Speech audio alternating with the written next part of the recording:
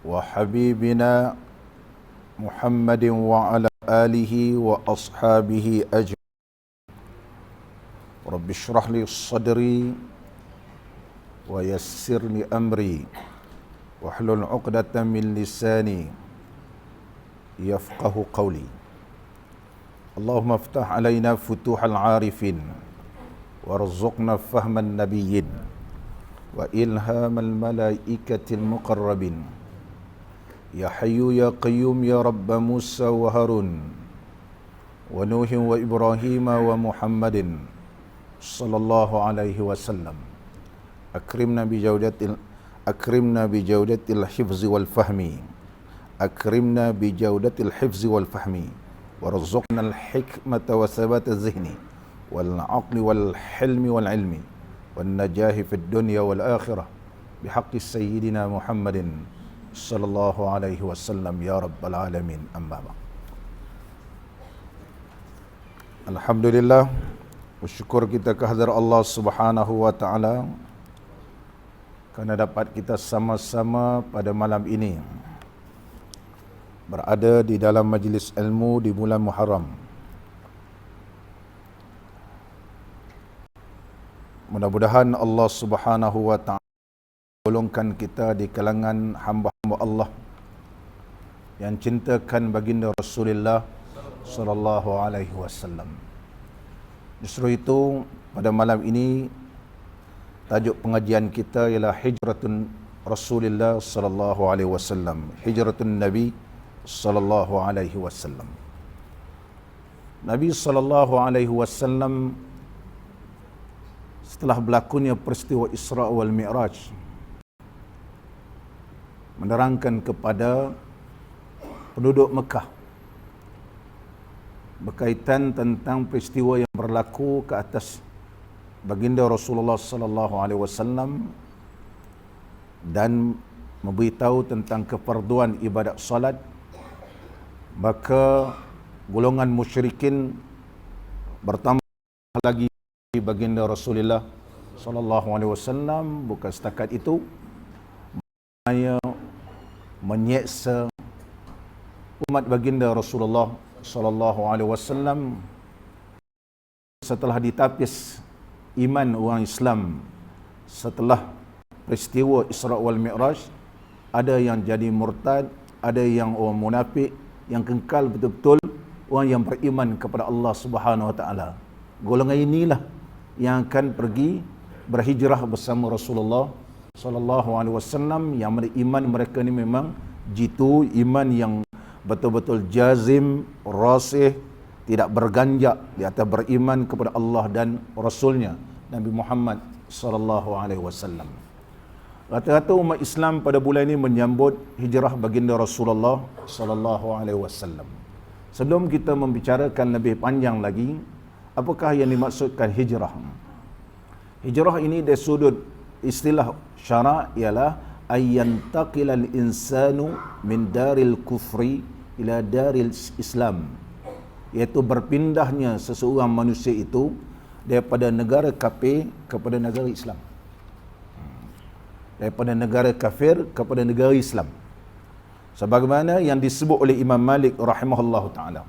Anak murid beliau menyatakan, qala Ibnu Qasim sami'tu Malikan yaqulu la yahillu li ahadin an yuqima bi ardin yusabbu fiha as-salafu.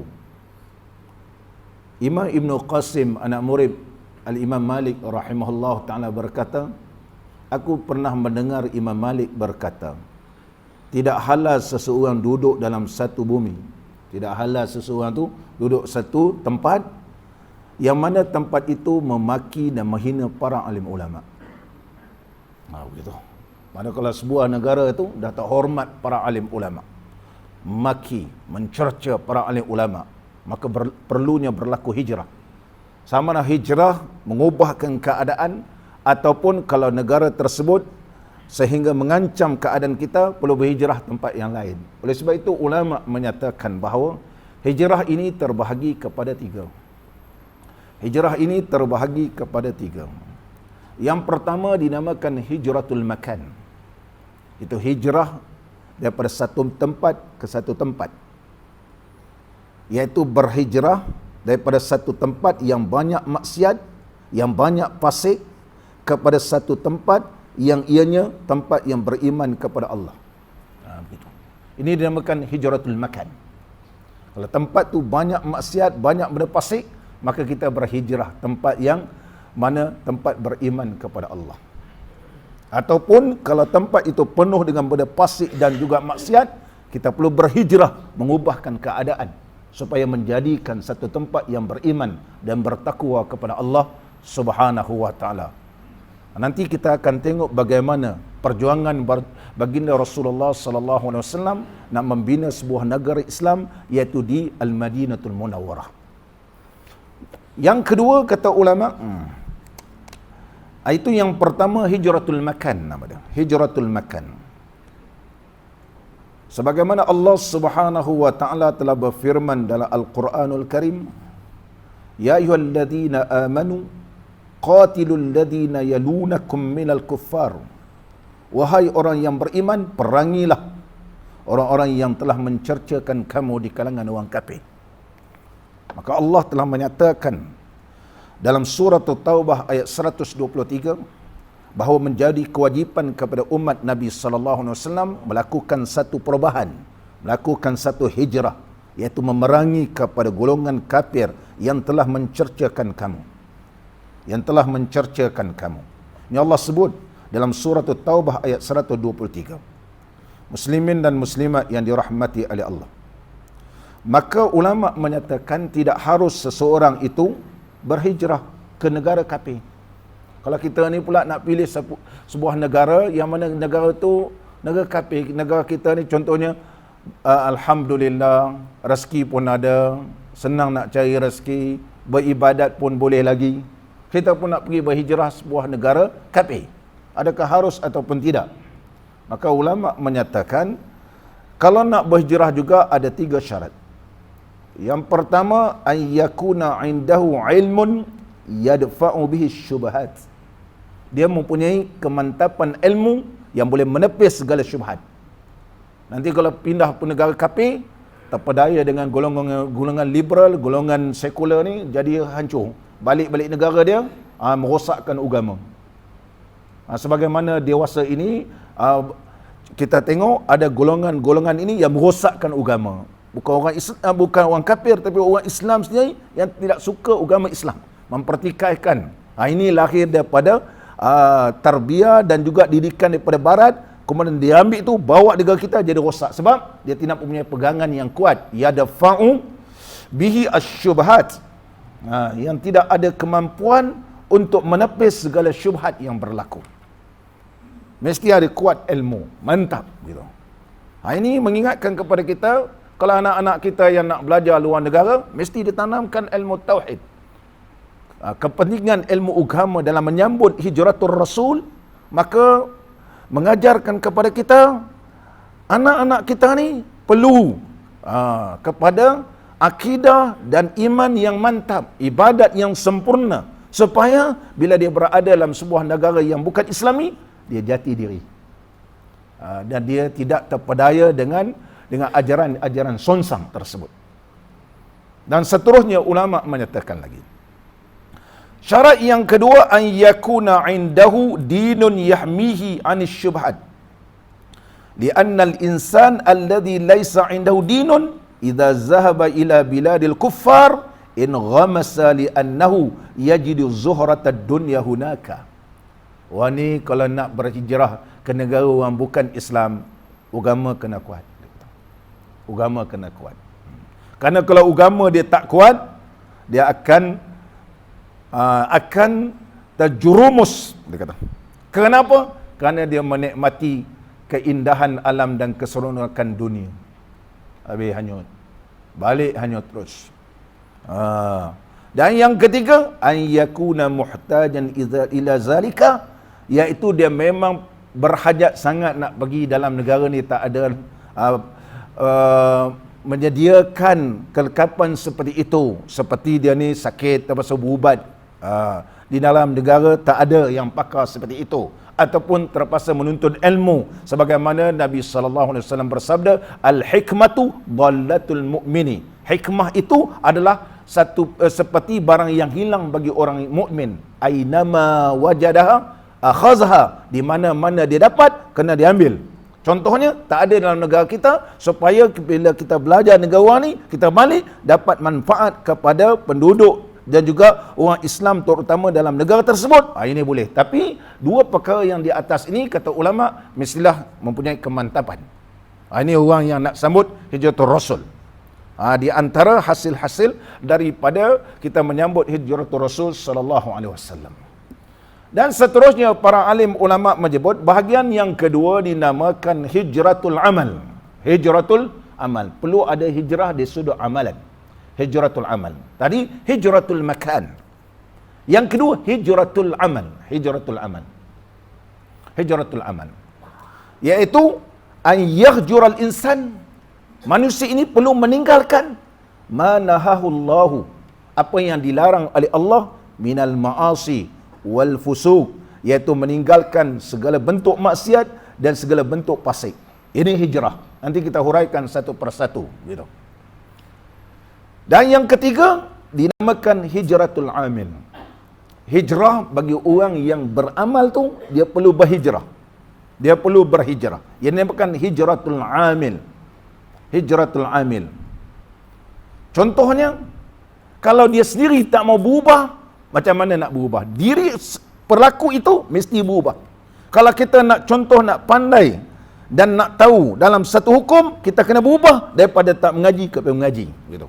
Kalau kita nak menjadi orang yang diredai oleh Allah, maka kita kena berubah keadaan kita itu. Tidak boleh berada dalam takut dan tahap yang sama. Sebagaimana nanti saya huraikan menerusi kisah baginda Rasulullah sallallahu alaihi wasallam yang bersungguh-sungguh dalam mempertahankan dan memperjuangkan akidah Islam ini. Akidah Islam ini. Muslimin dan muslimat yang dirahmati oleh Allah Subhanahu wa taala. Apabila umat Islam ini ditekan, maka Nabi sallallahu alaihi wasallam telah memberitahu kepada umat Islam ketika itu, pergilah berhijrah kamu. Pergilah kamu berhijrah. Satu tempat, yang mana tempat tersebut aku telah bermimpi, mimpi Nabi sallallahu alaihi wasallam. Ra'aitu fil manam anni uhajiru ila ardin biha nakhlun wa dhahabun. Sesungguhnya aku telah bermimpi, itu wahyu kepada Nabi sallallahu alaihi wasallam. Aku juga akan berhijrah ke satu tempat, satu bumi yang penuh dengan pohon kurma dan juga di dalamnya itu penuh dengan emas, begitu. Maknanya rezeki yang begitu banyak. Itulah Yasrib, iaitu Al-Madinatul Munawwarah. Maka Nabi sallallahu alaihi wasallam tidak mahu umat Nabi sallallahu alaihi wasallam ini tergugat dengan sebab diinaya, dihanyak, dilenyekkan, dipijak oleh orang kufar sehingga menggugatkan akidah. Pergilah ke sana selepas berlakunya Bai'atul Aqabah yang kedua. Lepas berlakunya Bai'atul Aqabah yang kedua, yang Nabi sallallahu alaihi wasallam juga telah menghantarkan Mus'ab ibn Umair sebagai ketua yang menyampaikan Islam, sehingga orang Islam di Madinah ini bertambah ramai dan menunggu-nunggu kehadiran golongan muhajirin daripada Makkatul Mukarramah, yang mereka ini sentiasa memberikan pertolongan. Maka apabila Nabi sallallahu alaihi wasallam telah membenarkan kepada umat Nabi sallallahu alaihi wasallam orang Islam berhijrah, di antara mereka yang berhijrah pada awal atau peringkat awal, iaitu Abu Salamah radhiyallahu an.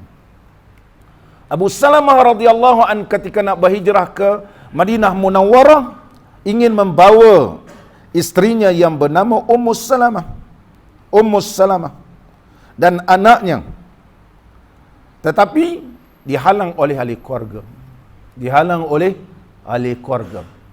Wahai Abu Salamah, kalau kamu nak pergi berhijrah, isteri kamu kena tinggal, kata keluarga mak mentua dia.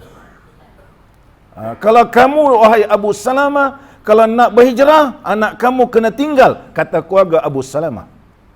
Tapi demi untuk mendapatkan keridhaan Allah, maka Abu Salamah terus juga berhijrah. Maka seorang isteri anak pun tak ada, rasa sedih monyok dia, sehingga ahli keluarga ni merasa kesian. Saban hari monyok, saban hari tak makan. Maka keluarga Abu Salamah ni bagikan anak dia, dan keluarga daripada Ummu Salamah dia kata, pergilah kamu lah, carilah suami kamu. Maka Ummu Salamah radhiyallahu anha bertekad nak pergi berhijrah ke Madinah Munawwarah bersama dengan anaknya. Bersama dengan anaknya. Bertekad. Tak ada orang lain nak tolong. Pergi ni. Seorang perempuan, ini mujahidah nama dia. Perempuan yang nak mempertahankan akidah. Kalau duduk juga di Mekah, rosak akidah, anak-anak dia juga akan jadi rosak. Maka dia bertawakal. Terus apabila dia sampai ke satu tempat yang nama Tan'im. Ni kalau kita pergi mengerjakan umrah, sampai ke satu tempat yang kita ihram, iaitu tanah halal Tan'im. Bila sampai ke Tan'im, bertemu dengan Utsman bin Talha bin Abi Talha. Ketika itu Utsman bin Talha bin Abi Talha masih lagi tidak Islam ketika itu. Masih lagi tidak Islam. Dia tengok, dia kenal Ummu Salamah. Dia menawarkan diri untuk menghantarkan. Dia tanya, kau ni nak pergi mana? Dia kata, nak cari suami aku. Kau seorang-seorang dengan anak masih kecil nak pergi, bahaya. Di padang pasir. Dia kata, aku temankan kamu. Maka Utsman bin Talha bin Abi Talha radhiyallahu an, dia penghujungnya masuk Islam. Dia kata, aku hantarkan kamu. Tetapi walaupun ketika itu Utsman bin Talha radhiyallahu an ini tidak Islam, dia tidak nak mengambil kesempatan dengan Ummu Salamah, dan dia hanya mengawal sahaja dan tidak nak bersembang-sembang. Dan betul-betul dia kawal sehingga sampai ke Quba. Sampai ke Quba. Apabila sampai ke Quba, maka berkatalah Utsman kepada Ummu Salamah, pergilah kamu, suami kamu berada di negeri ini. Mudah-mudahan diberkati Allah Ta'ala. Kemudian Utsman balik ke Mekah. Jeffrey boleh buat begitu.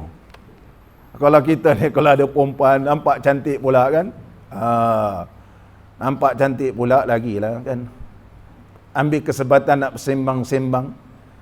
Ummu Salamah radhiyallahu anha ini kerana bertekad mempertahankan akidah, berjuang demi Islam, sanggup mengharungi segala rintangan. Allah muliakan dia. Sehingga bila suaminya meninggal dunia, dinikahi oleh Nabi sallallahu alaihi wasallam. Utsman kerana dia menjaga syariat, walaupun ketika itu beliau tidak Islam. Tetapi selepas penghijrahan Nabi sallallahu alaihi wasallam, beliau Islam, maka Nabi sallallahu alaihi wasallam telah berkata kepada Utsman, ketika mana pembukaan Mekah, berikan kepadaku kunci Kaabah, kerana dia keturunan Bani Syaibah. Kerana dia keturunan Bani Syaibah yang membuka pintu Kaabah. Maka bila dia kata ada di rumahku, iaitu berada di sisi ibuku, maka diambil oleh Sayyidina Umar radhiyallahu an kunci tersebut. Maka Nabi sallallahu alaihi wasallam berkata, wahai Utsman, telah ku katakan kunci Kaabah akan ku pegang, berada di tanganku. Sekarang demi Allah bahawa tidak ada yang boleh membuka Kaabah melainkan keturunanmu, wahai Utsman bin Talha. Sampai sekarang Allah muliakan dia. Hatta raja sekarang pun tak boleh buka melainkan keturunan Utsman radhiyallahu anhu. Nampak ni? Orang yang mempertahankan ajaran Allah, orang yang jaga syariat Allah, maka Allah muliakan. Sampai sekarang keturunan yang masih ada lagi. Sampai sekarang tidak boleh buka Kaabah melainkan daripada keturunan Utsman. Nampak, ini hijrah. Hijratul Rasul sallallahu alaihi wasallam. Kalau kita semua ini menjaga syariat Allah Subhanahu wa taala, berlakunya hijratul amal, memang kita beramal sungguh, tidak melakukan maksiat, tak berani melakukan perkara yang mengundang bala Allah, Allah muliakan. Allah muliakan. Contohnya Ummu Salamah radhiyallahu anha dan juga Utsman bin Talha ibni Abi Talha radhiyallahu anhu. Wah, muslimin dan muslimat yang dirahmati oleh Allah. Ini contoh-contoh para sahabat Allah muliakan menerusi peristiwa hijratul Rasul.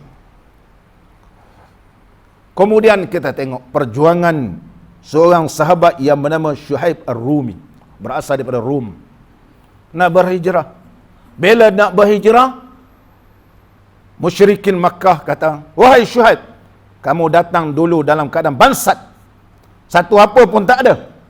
Dah meniaga sini, dah jadi kaya, kau nak bawa harta ni, bawa ke Madinah." Kami tak benarkan. Tak benarkan. Kalau kamu nak berhijrah juga, tinggalkan semua. Syuaib kata, ambillah. Sehingga Syuaib juga membuka, Syuaib Ar-Rumi membuka macam jilbab dia ataupun jubah dia ni, ambillah. Hanya selas pinggang. Demi untuk mendapat redha Allah.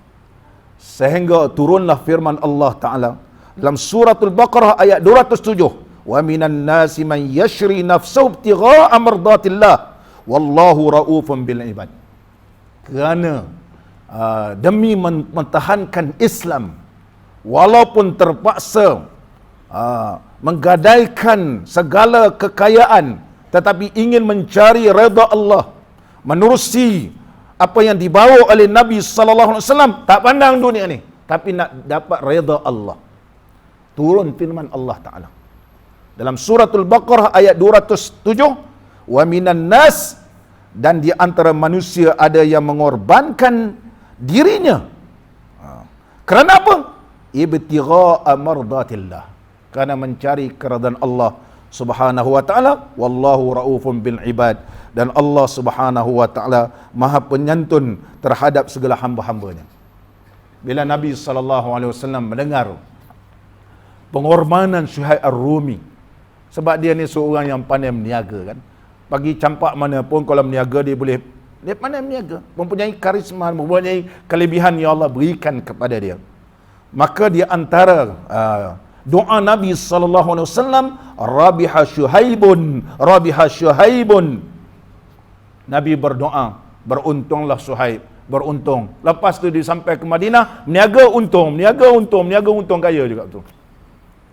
Doa Nabi SAW mustajab gitu. Doa Nabi SAW. Jadi kita ni tanda cinta kepada Nabi SAW sebagai Syuaib. Selawat banyak kepada Nabi SAW. Bila kita selawat saja, Allah Subhanahu Wa Taala sampaikan selawat kita kepada Nabi SAW. Nabi SAW jawab selawat tersebut, dan Nabi jawab dan beri salam. Kalau kita beri salam, Nabi SAW jawab salam ini. Jawab. Bila Nabi jawab ni, Nabi doakan kita sejahtera. Sebagaimana Syuaib Ar-Rumi, Rabiha Syuaib, Rabih betul. Adakah kita merasakan sebagaimana Rabiha Syuaib bila kita selawat, maka Nabi SAW bila kita berselawat, kita beri salam, dijawab oleh Nabi SAW. Maka sejahteralah kamu, sejahtera. Kita yakin memang sejahtera. Ini bagi orang yang benar-benar beriman kepada Allah dan Rasul sallallahu alaihi wasallam.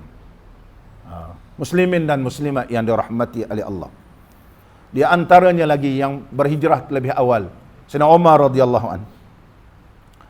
Iyas bin Rabi'ah radhiyallahu an dan Hisham bin Al-As. Mereka ni berjanji. Bila berjanji nak berhijrah, Sayyidina Umar dia memang berani. Siapa rasa nak meninggalkan janda, nak meninggalkan anak tidak berbapa, tunggulah aku di tempat sekian-sekian. Sebab Sayyidina Umar radhiyallahu an, masa nak pergi berhijrah ni, bila orang kafir tahu Hisham bin Al-As nak berhijrah juga, ianya telah ditahan dan ditangkap. Dia ditangkap. Tinggallah Iyas bin Rabi'ah. Iyas bin Rabi'ah bersama dengan Sayyiduna Umar radhiyallahu an. Bila nak pergi berhijrah, datang si Abu Jahal laknatullah alaih. Maka datanglah Abu Jahal. Abu Jahal kata, Iyash, kasihan mak kamu. Mak kamu merindukan kamu. Mak kamu pun telah bersumpah. Dia kata, aku tidak akan sikat rambut dan aku tidak akan kenakan badanku kepada cahaya matahari, melainkan aku melihat Iyash ini. Allahu Akbar. Anak kalau dengar cakap begitu, kesian mak kau, tak makan, tak minum, mandi pun tak mau dah. Sebelum kau pergi hijrah, pergilah jumpa mak kamu. Seorang mak kata, penipu. Mak kamu kalau rambut dia rasa gatal, dia sikat rambut. Kalau dia rasa contohnya sejuk, dia akan pergi ke tempat panas. Kalau dia lapar, dia akan makan. Tapi Iyas kata, tak betul kot, kata. Maka dia terpedaya dengan Abu Jahal. Abu Jahal kata, kau jangan dengar Umar cakap. Ini mak kamu. Ini mak kamu. Kasihan. Maka Iyas ni terlampau simpati dengan mak dia. Dia pun pergilah jumpa mak. Dalam perjalanan nak bertemu dengan maknya, ditangkap oleh orang kafir ni. Dan ianya dikurung. Dia kurung. Selepas Nabi SAW berhijrah ke Madinah, Nabi SAW diberitahu bahawa Hisham dan juga Iyas ini telah dikurung dan dipenjarakan dan diseksa, sehingga Nabi SAW menawarkan, siapakah di kalangan kamu yang akan melepaskan mereka ini dan Allah akan memberikan ganjaran kepada kamu? Maka tampillah panglima Islam, yaitu Walid ibnu Al-Walid radhiyallahu an. Al-Walid tampil, wahai Rasulullah, akan ku lepaskan dia. Ini kena ada pejuang. Orang Islam ni mesti ada yang berani macam Sayyidina Umar. Orang Islam mesti ada orang yang berani sebagaimana dan pakar dalam sudut ketenteraan, pakar macam mana menyelamatkan orang Islam seperti Al-Walid. Walid daripada Madinah Munawwarah. Maka terus pergi ke Mekah dan mencari strategi macam mana nak lepaskan. Maka dia telah berjaya melepaskan 2 tawanan tersebut. Ini besar ni. Besar fadilatnya.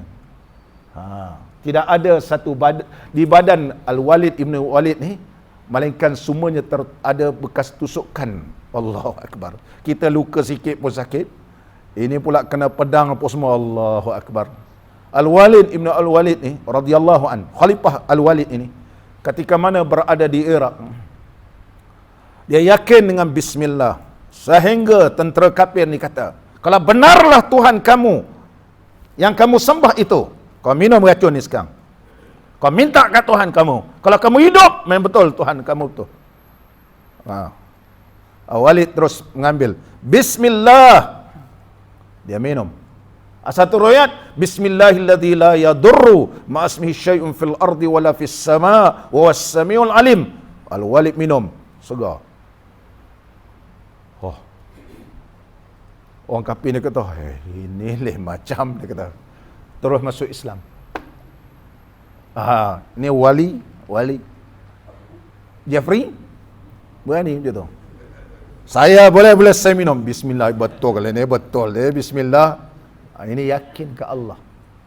In tansurullah yansurkum. Jika kamu menolong Allah, maka Allah tolong kamu.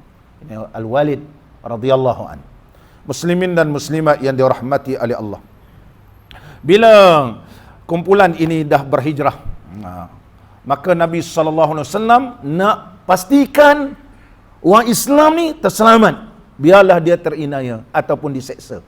Ini sifat-sifat pemimpin. Kalau pemimpin sekarang ni, dia lari dulu. Dia lari dulu. Dan Nabi SAW bertahan sehingga para sahabat takut. Bagaimana keadaan wahai Rasulullah? Rasulullah kata, teruskan. Biar aku duduk di Mekah dulu. Sehinggalah Allah Subhanahu wa taala telah mewahyukan kepada baginda Rasulullah sallallahu alaihi wasallam.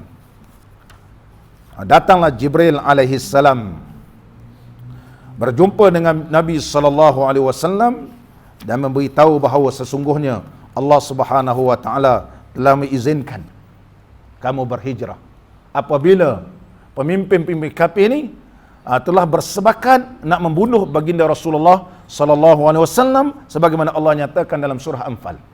Wa idh yamkuru bikal ladina kafaru liyuthbituk aw yaqtuluk aw yukhrijuk wa yamkuruna wa yamkurullah wallahu khairul makirin.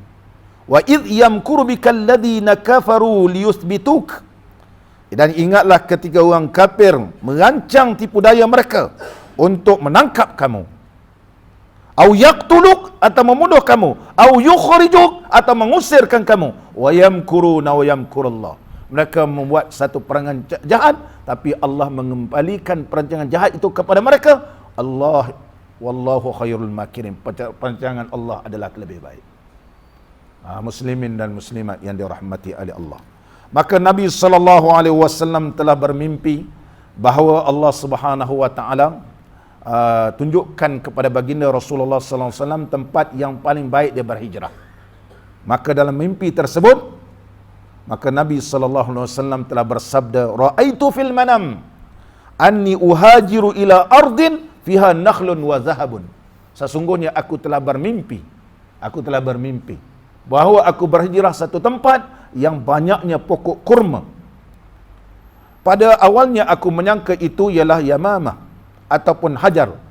Hajar ni ada satu tempat yang paling masyhur membuat labu. Membuat kirbah. Hajar ni ada satu tempat membuat bekas air daripada kulit kambing. Nama dia Hajar. Qilalul Hajar. Kalau sekarang ni contohnya labu. Labu mana? Labu Sayung Perak orang kata. Negeri lain pun ada labu, tapi masyhur labu Sayung. Sejuk air ni. Orang lain pun ada labu. Tapi di tanah Arab ni, iaitu sebelum sampai ke Madinah, ada satu tempat nama dia Hajar. Hajar inilah tempat membuat bekas air daripada kulit kambing. Masyhur. Sehingga dalam hukum fiqh disebut bahawa Nabi SAW mandi dalam bekas air yang diperbuat daripada kulit kambing yang dibuat di Hajar. Tengok-tengok rupanya Yasrib, iaitu Madinah Munawwarah. Madinah Munawwarah. Maka Nabi SAW apabila Jibril memberitahu bahawa sesungguhnya Allah Subhanahu wa taala mengizinkan kamu berhijrah sekarang. Maka bila Allah Subhanahu wa taala mengizinkan berhijrah, Nabi SAW ketika itu waktu matahari yang begitu terik keluar daripada rumah dalam keadaan mulatham, iaitu tutup muka-muka, terus pergi rumah Sayyidina Abu Bakar radhiyallahu anhu. Pergi rumah Sayyidina Abu Bakar radhiyallahu anhu. Ketika mana pergi ke rumah Sayyidina Abu Bakar radhiyallahu anhu, maka Sayyidina Abu Bakar radhiyallahu anhu ketika itu terkejut. Sebab Nabi SAW kalau nak datang, biasanya pagi atau petang. Ini tengah-tengah hari buta datang.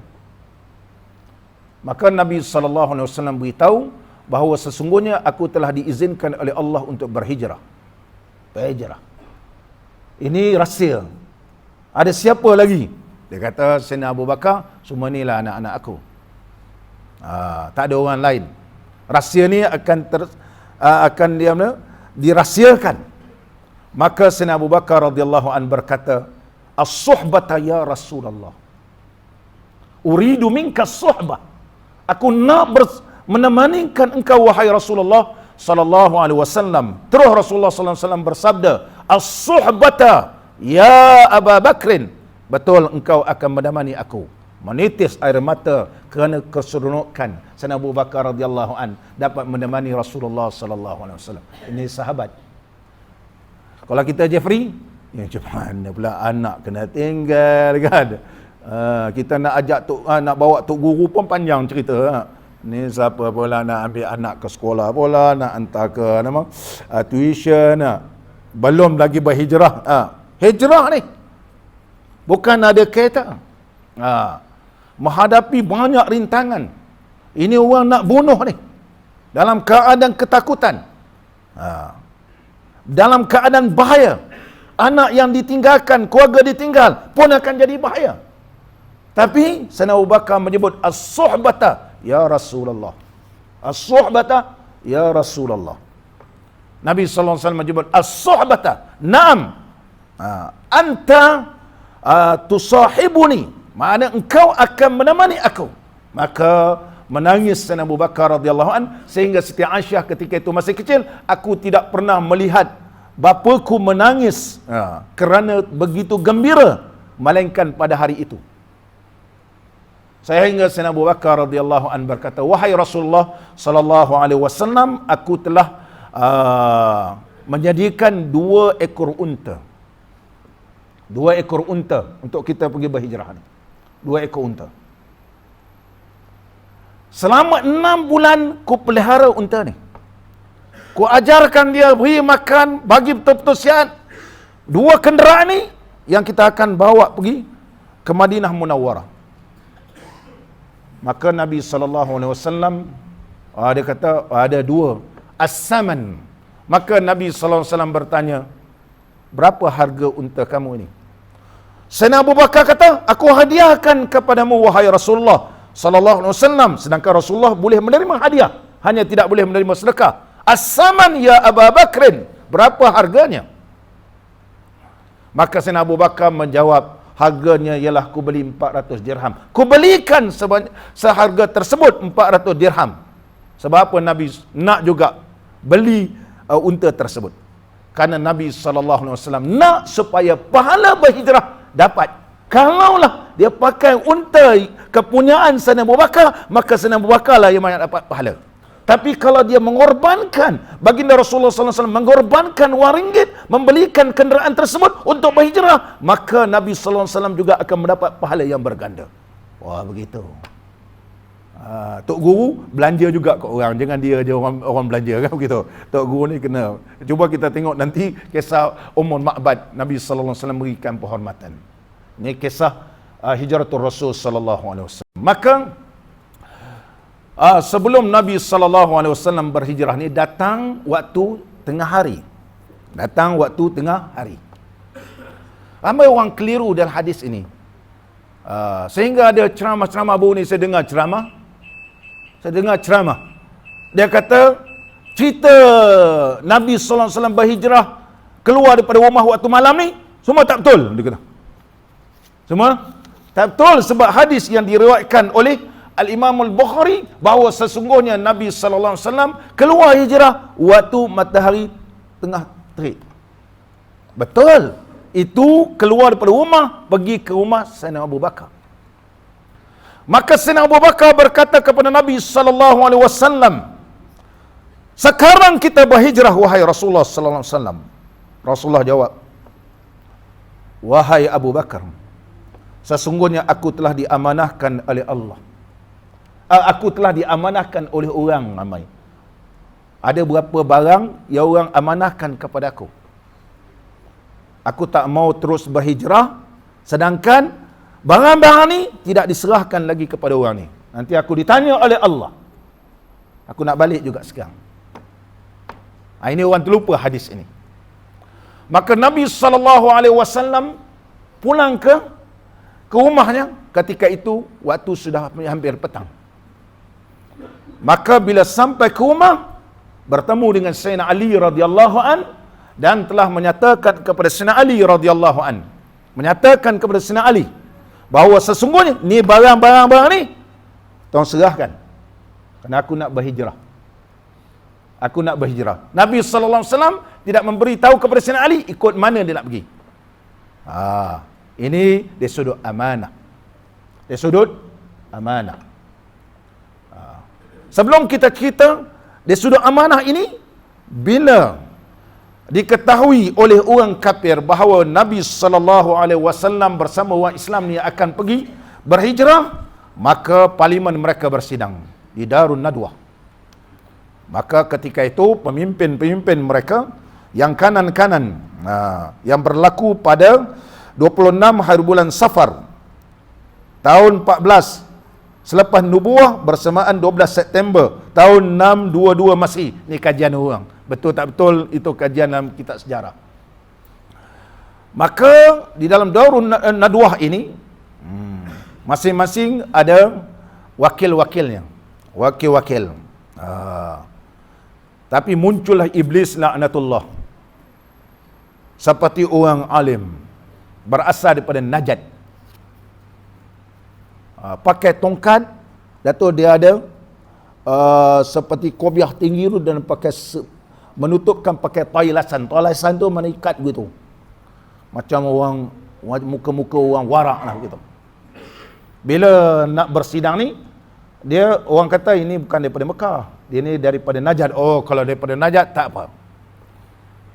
Itulah seorang-seorang memberi pandangan. Apabila yang pertama memberi pandangan, namanya ialah Abu Aswad.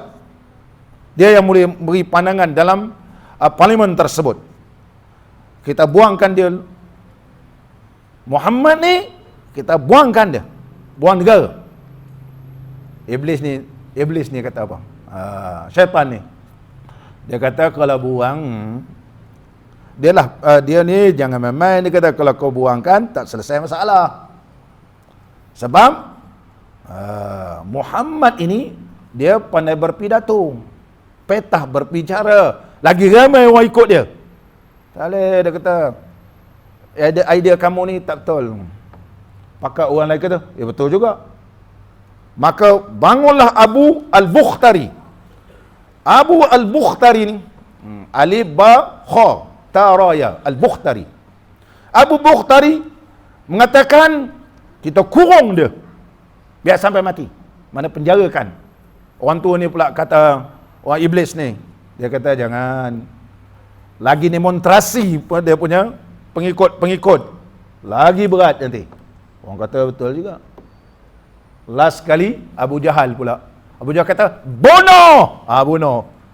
Jadi bila bunuh, iblis kata itu betul. Itu bunuh. Bunuh tu betul.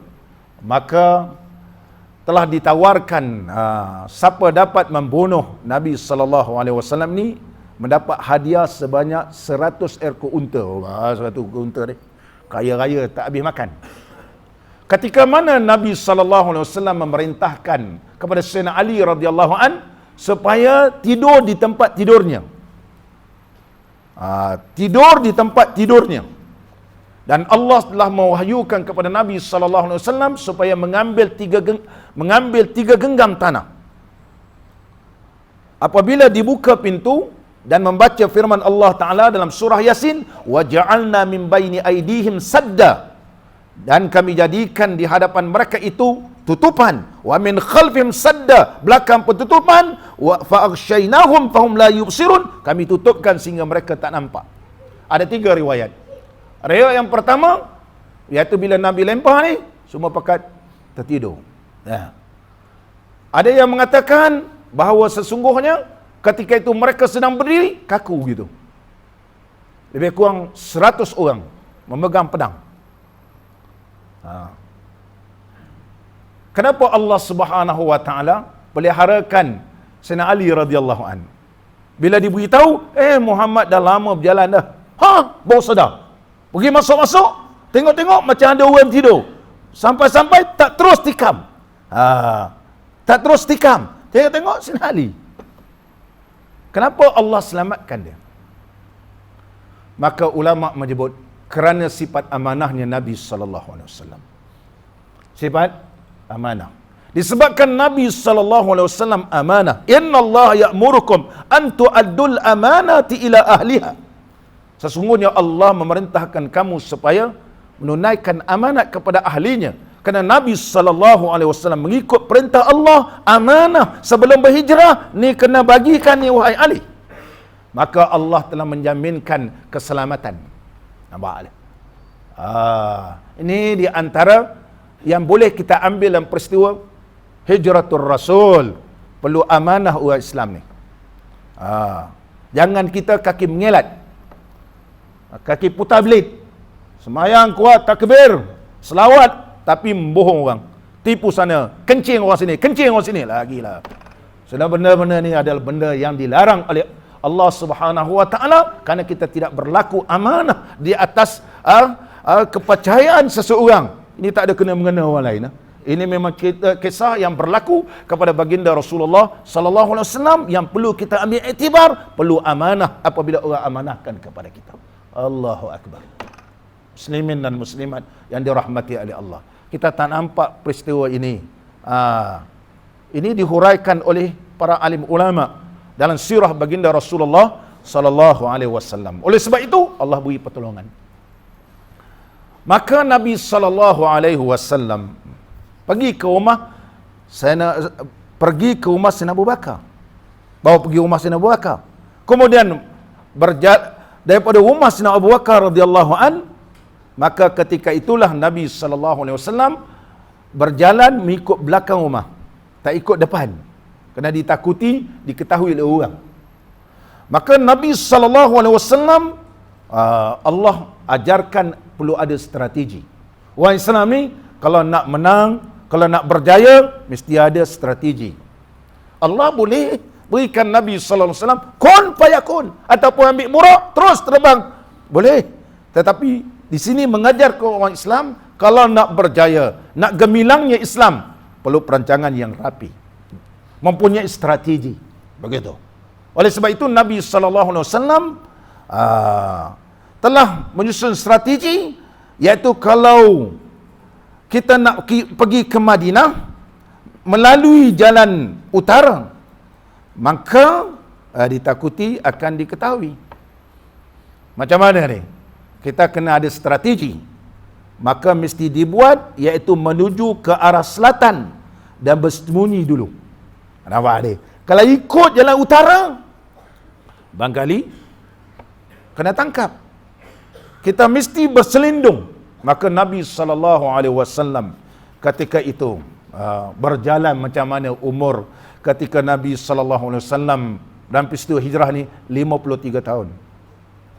Sayyidina Abu Bakar umur muda 2 tahun. Mana 51. Berjalan-jalan naik Gua Sur. Mai pergi umrahan, tengok Gua Sur. Tinggi ke rendah? Tinggi kan? Rendah. Tinggi. Tapi Nabi SAW harungi juga demi untuk menjaga akidah Islam. Walaupun payah, penat, menghadapi banyak rintangan, ku teruskan perjuangan, aku tidak gentar. Ini perlu ada orang Islam. Umur 50 tahun. Umur 50 tahun. Kita umur baru 50 pun tengah dah. Gua Sur. Bukan Jabal Nur. Gua Sur. Besar, tinggi. Terus. Sana Abu Bakar pun terus. Kalau kita kecundang, habis umat. Rosak akidah mereka. Tidak ada orang yang beriman. Aku teruskan. Ini dalam hati Nabi SAW sehingga sampai ke muncak.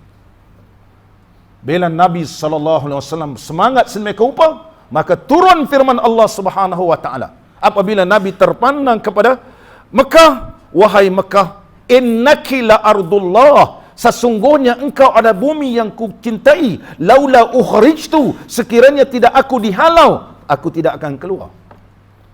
Tetapi aku terpaksa keluar demi untuk mempertahankan ajaran Allah. Maka turun firman Allah Ta'ala dalam suratul Qasas ayat 25. A'udzubillahi minasyaitanir rajim.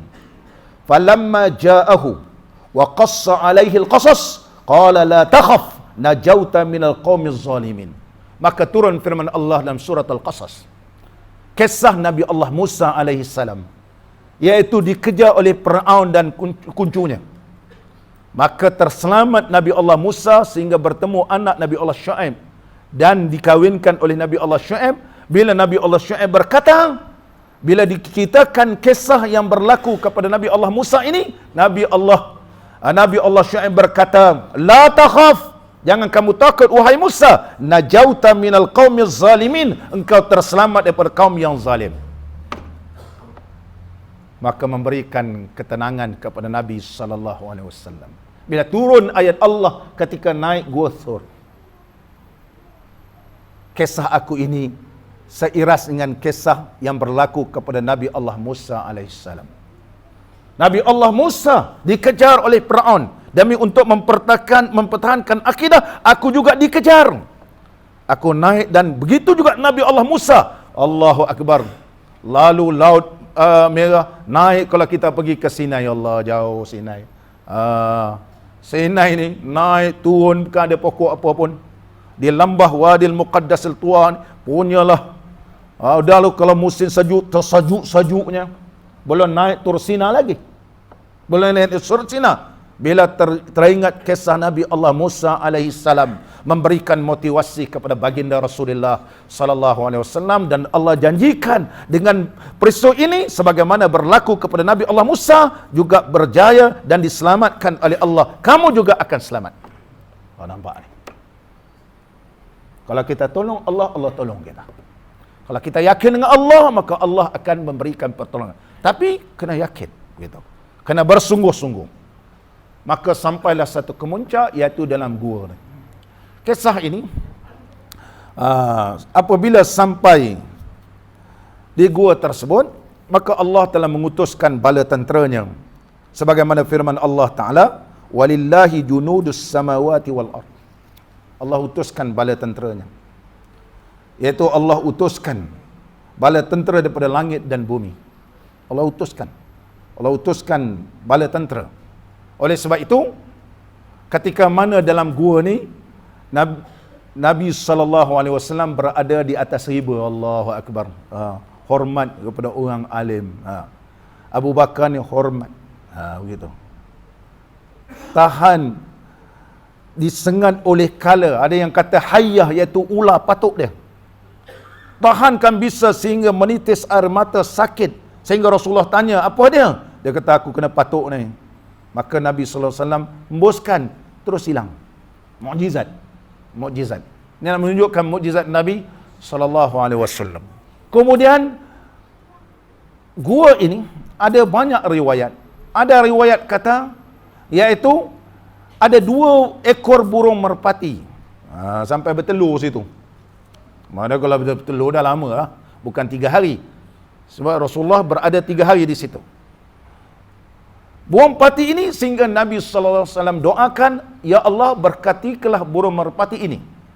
Sebagaimana riwayat Imam Tirmizi. Ada ulama kata, itu yang sebab di tanah suci Mekah ni banyak burung merpati. Berkatilah, maka banyak burung merpati. Ada je burung merpati ini. Dan dia ada je orang bagi makan. Ada yang mengatakan, ianya adalah berasal daripada keturunan 2 merpati ini yang telah melindung Nabi SAW. Dan begitu juga sarang lebah. Dan ada lagi satu riwayat, tumbuhnya pokok-pokok depan. Begitu. Ini di antara junudullah, bala tentera Allah Subhanahu wa taala. Bala tentera Allah Subhanahu wa taala. Muslimin dan muslimat yang dirahmati oleh Allah. Ini yang Allah sebutkan dalam Al-Quranul Karim. Allah sebutkan dalam Quran, iaitu faqad nasarahumullah, Allah telah menolongnya. Bila kamu tolong Allah, maka Allah tolong. Maka dalam perancangan yang begitu cantik, Sayyidina Abu Bakar ni adalah lantik. Siapa dia? Ini perancangan. Kita nak buat perancangan, kita nak berjaya dalam apa-apa pun, perlu perancangan yang rapi. Unta yang nak dibawa ke Madinah 6 bulan telah dijaga, dilatih, boleh berjalan jarak yang jauh, makan cukup, begitu. Dan siapakah yang akan menutupkan kesan-kesan jejak Nabi SAW ni? Maka telah dilantik, iaitu Amir bin Fuhairah, merupakan khadam kepada Sayyidina Abu Bakar radhiyallahu anhu. Beliau ni khadam. Dia bukan orang merdeka, dia khadam. Khadam kepada Sayyidina Abu Bakar radhiyallahu an. Dia ni bela kambing. Kambing ni menutupkan jejak-jejak Nabi sallallahu alaihi wasallam, dan kambing ini diperahkan susu diberikan kepada Nabi sallallahu alaihi wasallam dan juga Sayyidina Abu Bakar. Perjuangan Amir bin Fuhairah ianya tidak berakhir begitu sahaja. Allah membalaskan perjuangan dia sehingga tak nampak kesan, kerana orang Arab ni dia ada pakar mengesan jejak. Contohnya dalam kes Urainah yang mencuri unta ternakan di Harrah, di Madinah Munawwarah. Sekarang ni ada satu tempat Harrah nama dia. Begitu juga para sahabat semua menunggu kehadiran Nabi sallallahu alaihi wasallam di Harrah ni. Menunggu begitu lama. Tunggu saban hari, tunggu di Harrah tempat. Panas itu. Ada unta zakat diternak di situ. Datang kaum Urainah ke Madinah, dia kata, kami ni kena sakit wahai Rasulullah. Tak jumpa ubat di kampung. Rasulullah kata, duduk dululah, nanti aku cari ubat. Duduk, lama dah. Lagi sakit, habis kuning badan ni. Lemah. Sehingga mereka kata, kalau tak ada ubat wahai Rasulullah, biarlah balik. Kami akan baliklah, biar mati kat kampung. Jadi Rasulullah kata, jangan balik dulu. Pergi ke Harrah, minumlah susu unta dan minumlah air kencingnya.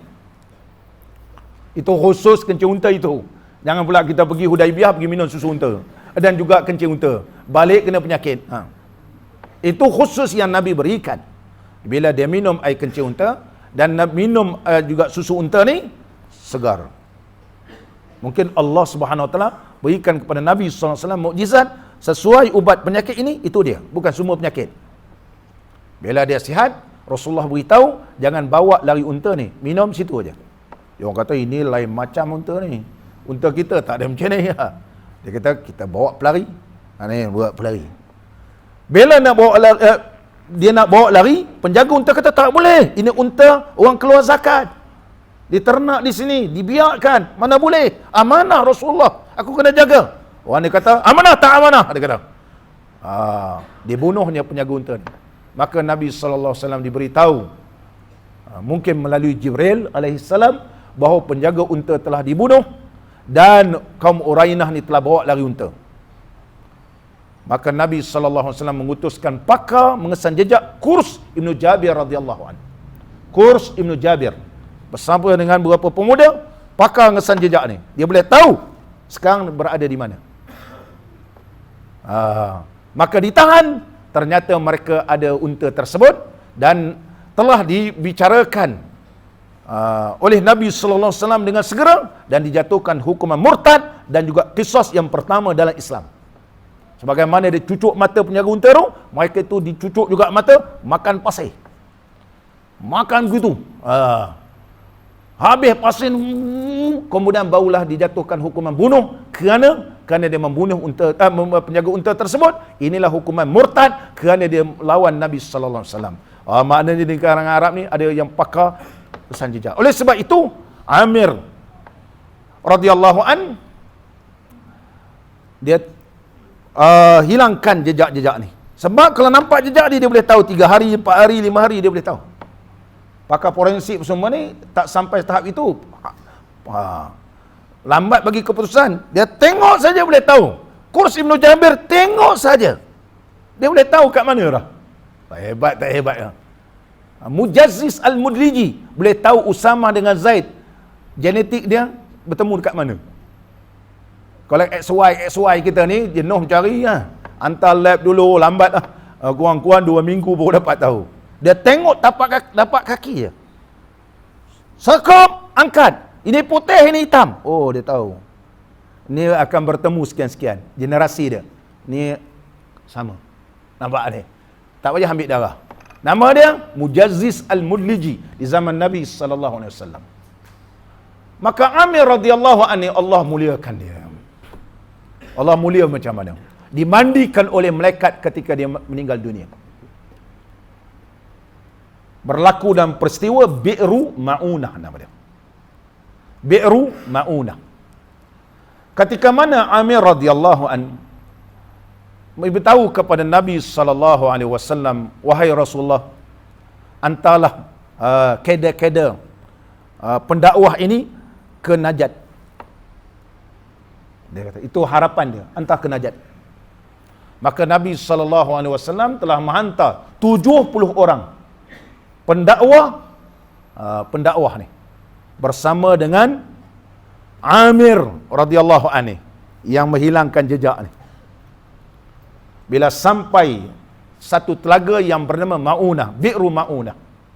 Dia sampai kat Bi'ru Ma'unah ni, maka di situlah kabilah Bani Sulaim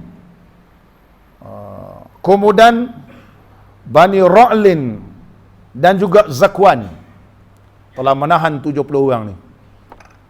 Telah menahan 70 orang ni dan dibunuh, termasuklah Amir radhiyallahu anhu. Maka Amir bila dibunuh, para sahabat cari mana Amir? Mana Amir? Tiba-tiba terpandang ke atas, Amir telah dimandi oleh malaikat. Telah dimandi oleh malaikat. Allahu akbar.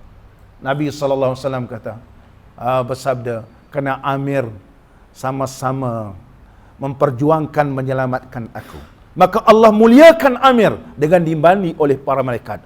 Oh, naik dulu kita ni. Allah muliakan.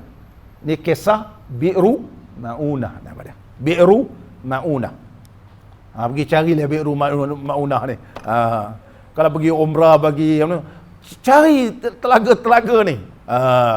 Yang memberi sejarah. Kita tengok Bukit Sur, Jabal Sur ni, kita tahu sejarah macam mana Rasulullah. Bukan tengok selfie je begitu. Bas kan pun berhenti je tengok. Itulah Gua Sur. Situ tempat Rasulullah berselindung di situ lah. Itu je lah. Siapa nak turun-turun nak gambar, bolehlah bergambar. Nampak dia?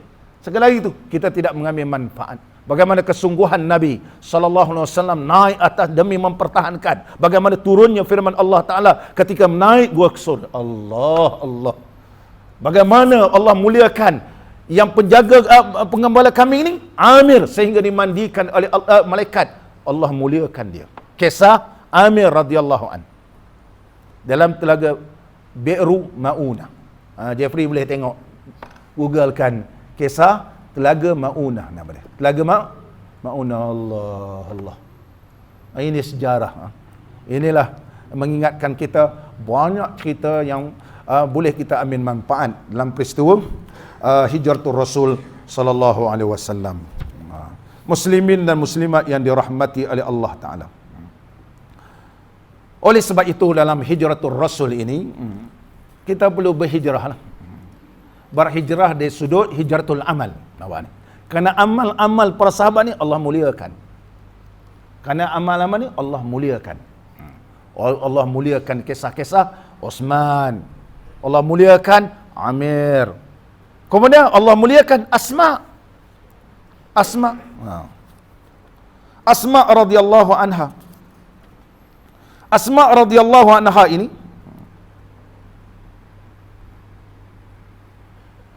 radhiyallahu anha, riwayat yang kata tiap-tiap malam mantah ni riwayat yang tak kuat. Hanya riwayat yang paling kuat ketika mana seorang yang bukan Islam yang dilantik oleh Nabi sallallahu alaihi wasallam untuk menjadi tukang tunjuk jalan. Abdullah bin Uraiqad Al-Laythi. Abdullah bin Uraiqad sebelum ni tak Islam, tapi selepas tu dia Islam. Yang mana dia musyrik, dialah telah membawa 2 ekor unta tadi, bawakan kepada Nabi sallallahu alaihi wasallam. Dia berjanji 3 hari selepas tu, dan tu orang tak cari, maka dia bawa. Dia bawa. Dia ni yang bawa. Dan sesungguhnya Abdullah bin Uraiq, Allah Subhanahu wa taala muliakan beliau. Allah muliakan beliau, yang menunjukkan jalan kepada baginda Rasulullah sallallahu alaihi wasallam. Dan Asma ini yang disebut Zatu nitaqaini, iaitu dia mengambil kain sebab tak ada tali pinggang, satu dijadikan pengikat bekalan Rasulullah sallallahu alaihi wasallam dan satu lagi dijadikan tali pinggang. Satu nak ikat bekalan, satu lagi nak dijadikan tali pinggang Rasulullah sallallahu alaihi wasallam. Maka oleh sebab itu disebut Zatu. Zatu ni yang mempunyai nitaqaini, iaitu mempunyai 2 simpulan. Mana dua tali. Allah muliakan. Allah muliakan Asma ini, Asma radhiyallahu anha, iaitu dialah yang pertama mendapat anak selepas hijrah. Orang yang berhijrah ni, orang muhajirin ni, yang dapat anak di Madinah, Asma binti Abi Bakrin. Nama anak beliau ialah Abdullah ibnu Zubair ibnu Awam. Allah muliakan dia. Allah muliakan orang yang pertama melahirkan anak di kalangan muhajirin ketika mana sampai di Al-Madinatul Munawwarah. Nampak ni? Ni orang-orang yang tolong baginda Rasulullah sallallahu alaihi wasallam. Muslimin dan muslimat yang dirahmati oleh Allah. Dan seterusnya, kita sambung kisah, iaitu berkaitan tentang hijrah ini. Yang pertama hijratul makan, yang kedua dinamakan hijratul amal, yang ketiga dinamakan hijratul amil. Hijratul amil. Mana hijratul amil? Kalau sebelum ni memang kaki buat maksiat, tinggalkan maksiat. Sebagaimana yang petunjuk kepada jalan, petunjuk sebagai guide, petunjuk jalan ini asalnya dia musyrik, maka dia beriman kepada Allah Subhanahu wa taala. Beriman kepada Allah.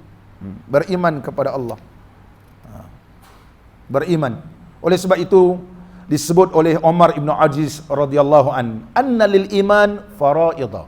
Iman ini ada fardunya, iman ini ada syariatnya, iman ini ada hududnya, iman ini ada sunatnya. Umar ibn Abdul Aziz dianggap sebagai khalifah yang kelima. Barang siapa menyempurnakan dia, maka sempurnalah iman dia. Barang siapa yang tidak menyempurnakan apa yang disebut tadi, maka tidak sempurnalah imannya. Apa dia? Faraid. Faraid ini ialah amalan-amalan yang difardukan oleh Allah. Kalau kita sambut hijratul Rasul, amalan-amalan fardu kita tak lakukan, tak sempurna iman. Syara'i iaitu akidah. Akidah. Ada orang suka mengaji kitab tasawuf, mengaji kitab tafsir, mengaji kitab tauhid, mengaji kitab tajwid, tapi tak mengaji akidah. Akidah luntur, tidak seperti mana para sahabat. Makna jati diri, teguh, yakin Allah akan memberikan pertolongan. Begitu, memberikan pertolongan. Syara'i iaitu aqaid diniyah. Kita kena ada peruntukan masa untuk mengaji ilmu tauhid. Mantapkan tauhid kita. Mantapkan. Kalau kita yakin Allah pendengar, Allah sentiasa dengar apa yang kita cakapkan. Walaupun dalam hati Allah dengar. Orang ni takkan berani buat maksiat. Takkan berani buat maksiat. Sebagaimana Syekh Ibn Atta' Sekandari menyebut, aslu kulli maksiatin, asal tiap-tiap maksiat, wa ghaflatin, wa syahwatin, ghaflah, lalai, syahwat, ar-ridha anin nafsi. Kerana dia redha ikut hawa nafsu. Habis jadinya ikut buat. Itu sebab dia berani buat maksiat kerana ianya tidak mantap dari sudut akidah. Kemudian hudud. Sempurnakan hududnya. Hudud apa? Manhiyat. Ini Allah larang, ini Allah suruh. Ini Allah larang, ini yang Allah tak benarkan, dia kena tinggalkan. Sunan, iaitu segala benda-benda sunat. Benda sunat pun kita kena buat. Fardu pun kena buat, sunat pun kena buat. Kalau kita buat fardu, kita tinggalkan sunat, belum sempurna iman. Fardu kita buat, sunat kita buat, benda yang diharam oleh Allah kita tak tinggal, pun tak sempurna.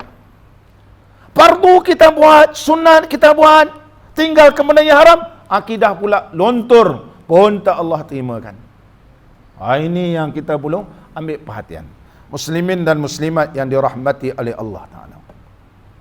Begitu juga berlaku kepada Suraqah bin Malik. Suraqah bin Malik ni penghujungnya penghujungnya beliau masuk Islam. Ketika mana beliau mendengar ada tawaran mendapat 100 ekor unta. Dia senyap-senyap, dia pakar. Oleh sebab itu dia percaya dengan nasib. Ketika itu dia panahkan ke atas. Panah ni menunjukkan bahawa nasibnya tidak baik. Nasibnya tidak baik. Tapi kerana nak mendapatkan 100 ekor unta, dia kejar Nabi sallallahu alaihi wasallam. Bahawa Suraqah bin Malik akhirnya telah masuk Islam di Ja'ranah, di mana Rasulullah sallallahu alaihi wasallam telah membagikan ghanimah Hunain. Itu kalau kita pergi ke Ja'ranah, kita ambil ihram di Ja'ranah. Kisah Suraqah ni. Suraqah radhiyallahu anhu, ketika mana dia kejar Nabi sallallahu alaihi wasallam, walaupun dia percaya dengan anak panah tidak menyebelahi dia, tapi dia terus kejar. Bila dia kejar, ketika mana dia kejar dan nampak Sayyidina Abu Bakar radhiyallahu an, dia kejar ke belakang, kejar apabila dia memacu kuda ke arah baginda Rasulullah sallallahu alaihi wasallam, tiba-tiba kaki hadapan kudanya terjulus gitu. Sehingga sampai ke parah lutut, menyebabkan tersungkur dia.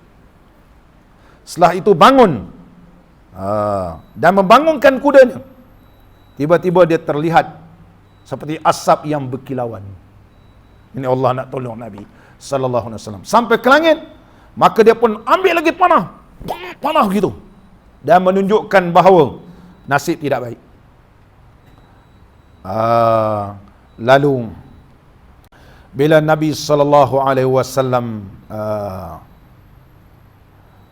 pergi jumpa dia, dia dah tak boleh buat apa dah, dia dah kalah kan. Nak dibunuh pun boleh.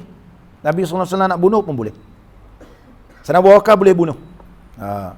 Dan bersama dengan anak Sayyidina Abu Bakar yang juga dan juga pembawa jalan ini pun boleh. Tapi Nabi sallallahu alaihi wasallam memberikan aman kepadanya. Memberikan. Menurut riwayat Imam Bukhari, apabila Sayyidina Abu Bakar melihat kedatangan Suraqah bin Malik dan memberitahu Rasulullah sallallahu alaihi wasallam, ia pun berkata kepada Abu Bakar, jangan berduka cita, Allah sentiasa bersama dengan kita. Dia tak boleh nak Allah peliharakan. Nak buat begitu, habis kaku terus. Maka setelah diberikan surat aman, Suraqah lalu beredar, aku tak bunuh kamu, pergilah. Itu sebab Suraqah masuk Islam. Orang nak menginaya kita, kita lepaskan tu hutang budi dia. Kalau kita belasah. Di sanalah Rasulullah sallallahu alaihi wasallam telah bertanya kepadanya, apa hal kamu wahai Suraqah apabila kamu dapat memakai gelang Raja Kisra? Nampak ni? Suka tak kamu bila kamu dapat dikalungkan dengan gelang Kisra? Suraqah berkata, Kisra bin Hurmus, ya. Rasulullah kata, kamu kalau nak tu, dah, jangan memusuhi aku lagi. Oleh sebab itu, Suraqah radhiyallahu an telah memeluk Islam. Ketika mana? Ketika mana Nabi SAW membahagikan harta rampasan peperangan Hunain berlaku di Ja'ranah. Jadi kalau kita pergi ke Ja'ranah, teringat kisah Suraqah bin Malik. Ketika mana empayar Parsi jatuh di zaman Sayyidina Umar radhiyallahu anhu, maka Nabi sallallahu alaihi wasallam telah memanggil Suraqah, dan Sayyidina Umar berkata kepada Suraqah, angkat tanganmu supaya aku pakaikan gelang Kisra. Nampak ni? Ini janji Nabi sallallahu alaihi wasallam.